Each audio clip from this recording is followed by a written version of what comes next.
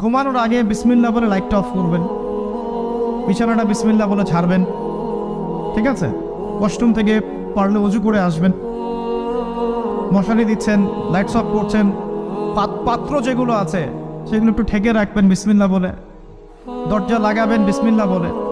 এরপর 3 বার পড়বেন সূরা ইখলাস একবার, সূরা ফালাক একবার, সূরা নাস একবার, পুরো হাত একত্রিত করে ফু দিয়ে গা মাসাহ করবেন।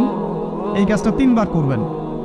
একবার আয়াতুল কুরসি পড়বেন, সূরা বাকারার 255 নম্বর আয়াত, আল্লাহু লা ইলাহা ইল্লা হুয়াল হাইয়ুল কাইয়ুম, এটা শেষ পর্যন্ত।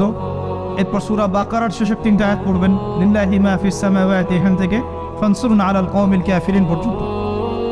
তারপর ডান কাতে পাশ ফিরবেন, বলবেন আল্লাহুম্মা বিইসমিকা আমুতু ওয়া আহইয়া